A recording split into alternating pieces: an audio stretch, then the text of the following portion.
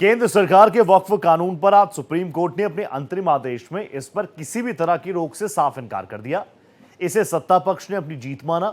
हालांकि कानून के कुछ प्रावधानों पर कोर्ट ने अंकुश भी लगाए, जिससे विपक्ष और मुस्लिम पक्ष अपनी जीत बता रहा है। आइए देखते हैं सुप्रीम कोर्ट के अंतरिम आदेश में किसके लिए राहत है और किसकी बंद होने वाली सियासत की दुकान है। ये रिपोर्ट देखिए।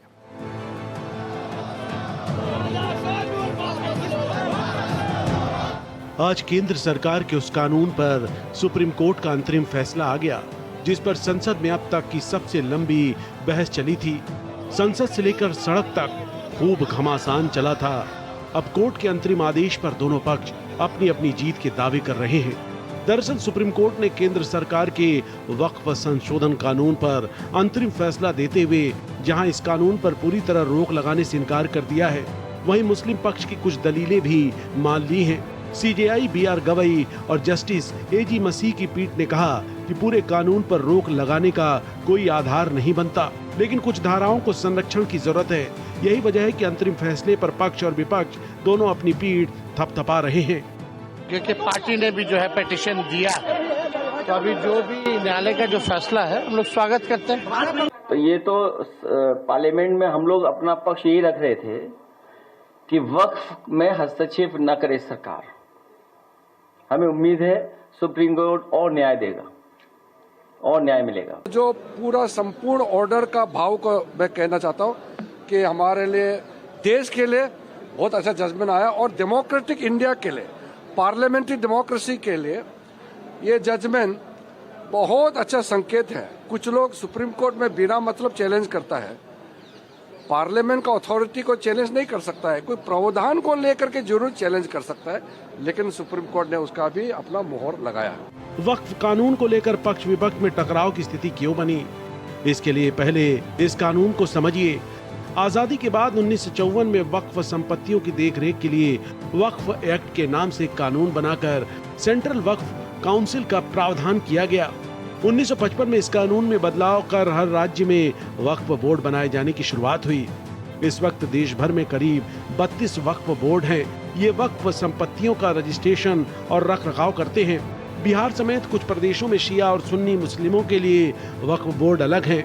केंद्र की मोदी सरकार 1954 के इसी कानून में बदलाव के लिए वक्फ संशोधन बिल 2025 लाई, जो दोनों सदनों से पास होकर 5 अप्रैल 2025 को राष्ट्रपति की मंजूरी के बाद कानून बन गया, जिसमें वक्फ बोर्ड में महिलाओं और गैर मुस्लिमों की एंट्री समेत कुल 14 बदलाव शामिल थे। लेकिन इसी दिन आप नेता अमानतुल्लाह खान ने विधेयक के खिलाफ सुप्रीम कोर्ट का रुख किया। असदुद्दीन ओवैसी, AIMPLB के साथ ही कई दूसरे लोगों ने भी विरोध में याचिकाएं लगाई थी और कानून पर पूर्ण रोक की मांग की थी। देश भर में कई विरोध प्रदर्शन किए गए थे। सर्वोच्च न्यायालय ने 20 से लेकर 22 मई 2025 तक याचिकाओं पर सुनवाई कर फैसला सुरक्षित रख लिया था। अब सुप्रीम कोर्ट के अंतरिम फैसले में कानून में किए गए मुख्य बदलाव की बात करें तो वक्फ बोर्डों में गैर मुस्लिमों की भागीदारी पर सुप्रीम कोर्ट ने प्रावधानों पर रोक तो नहीं लगाई, लेकिन कुछ सीमाएं तय की हैं। बेंच ने कहा कि केंद्रीय वक्फ बोर्ड में गैर मुस्लिम मेंबर्स की संख्या 4 और राज्यों के वक्फ बोर्ड में 3 से ज्यादा न हो। सरकारें कोशिश करें कि बोर्ड में नियुक्त किए जाने वाले सरकारी मेंबर्स भी मुस्लिम कम्युनिटी से ही हों।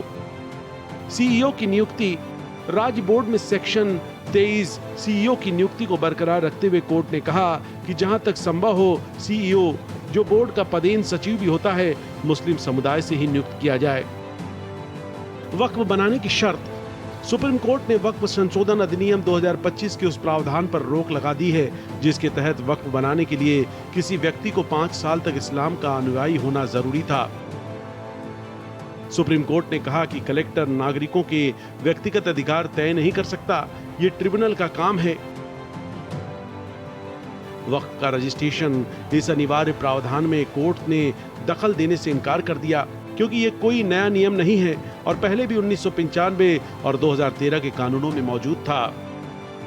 यही वजह है कि वक्फ संशोधन विधेयक पर JPC के अध्यक्ष और बीजेपी सांसद जगदम्बिका पाल ने उम्मीद जताई है कि जिन प्रावधानों पर रोक लगाई गई है, सरकार उस पर विचार करेगी। वही बदलावों पर विपक्ष भी संतुष्ट दिख रहा है। कुछ प्रोविजंस पे जो स्टे किया है, उस पे निश्चित तौर से सरकार उस पर विचार करेगी, जो सुप्रीम कोर्ट के फैसले उसके आलेख में उस पर कार्रवाई करेगी। लेकिन जहां तक मैं समझता हूं कि जो प्रैक्टिसिंग फॉर 5 इयर्स इस्लाम, तो उस पर भी सुप्रीम कोर्ट ने ये कहा है कि फिलहाल हम उस पर स्टे करते हैं कि जब तक स्टेट उस पर रूल न फ्रेम कर ले। सुप्रीम कोर्ट के जो आज ऑब्जर्वेशन आए हैं और पार्शियल स्टे कुछ जो क्लॉजेज हैं वक़फ़ अमेंडमेंट एक्ट में जो उन्होंने डाले हैं, उसका स्वागत करते हैं। एक मुस्लिम महिला होने के नाते मैं ये ज़रूर कहूँगी कि जी, वक्त के साथ, समय के साथ सिस्टम्स हैं, बदलते हैं और बदलने भी चाहिए। It should evolve with changing times. पर जो एक सैंक्टिटी होती है कल्चरल और जो रिलीजियस स्ट्रक्चर की, उसको मेंटेन करना बहुत ही आवश्यक है। The Honorable Supreme Court has given interim order related to the Waqf Amendment Act 2025. However, our demand was that the entire act, there must be a stay on the entire act. जी हाँ, काफी दिनों से इसका इंतजार था। आज वक्फ amendment act को लेके जो कुछ सेक्शंस को लेके जो चैलेंज किया गया था सुप्रीम कोर्ट के जरिए कई पक्षकारों ने, उसको लेकर के सुप्रीम कोर्ट ने आज इंटरिम रिलीफ दिया है। देखिए, सरकार की मंशा बिल्कुल साफ थी। भारत सरकार जब से मोदी जी के नेतृत्व में भारत सरकार का गठन हुआ है, उन्होंने हमेशा कुछ न कुछ अच्छा करने के प्रयास किए हैं। दरअसल भारत में रेलवे की 33 लाख एकड़ और रक्षा मंत्रालय की 17 लाख एकड़ जमीन के बाद सबसे ज्यादा 9.4 लाख एकड़ जमीन वक्फ बोर्ड के पास है। इतनी जमीन में दिल्ली जैसे 3 शहर बस जाएं। इसी वक्फ बोर्ड से जुड़े एक्ट में बदलाव पर तब विपक्षी नेता और मुसलमानों का एक बड़ा तबका विरोध में उतर आया था। जमकर सियासत हुई थी। विपक्ष के कई नेताओं पर सरकार ने विरोध के नाम पर मुस्लिमों को गुमराह करने के आरोप लगाए थे, क्योंकि विपक्ष के कुछ नेता निर्दोष मुस्लिमों को ये कहकर सरकार उनके कब्रिस्तान और मस्जिद छीन लेगी। अब सुप्रीम कोर्ट ने वक्फ कानून पर रोक से इनकार कर दिया है, तो विपक्ष के कुछ नेताओं की उम्मीदों पर पानी फिर गया है। जबकि इसमें किए गए कुछ बदलाव को कई नेता उम्मीद की नजरों से देख रहे हैं। जितनी चीजें हमको छूट दी, इससे बहुत बड़ा फायदा मिलने वाला नहीं है। कलेक्टर को फिर पावर दिया गया है। पुरानी जो प्रॉपर्टीज है, जो आजादी के बहुत पहले 200-300 साल पहले उसके कागजात है ही नहीं यहाँ पर, तो वो भी लिटिगेशन में आ रही हैं। और जो 5 साल तक कोई भी नया कन्वर्ट हुआ मुस्लिम आएगा तो 5 साल तक उसे राइट नहीं मिलेगा इसमें। और वो जो है प्रैक्टिसिंग मुस्लिम होना चाहिए। अब ये प्रैक्टिसिंग मुस्लिम कैसे तय करेंगे? तो ये सारी चीजें हैं इसमें। अभी इस पे कुछ बोलना वो नहीं है। हमारा शुरू से बोलना ये है कि किसी भी धर्म में कोई भी शख्स अपने धर्म को या किसी और के धर्म को जब देता है तो यह कानून नहीं है। तो सिर्फ यही धर्म के मानने वालों के लिए इस तरह का प्रोविजन बनाना, और हम बीजेपी के सरकारों से पूछना चाहते हैं कि आप देश को डेटा दे दीजिए कि किसने धर्म बदल के वक्फ को दिया है प्रॉपर्टी।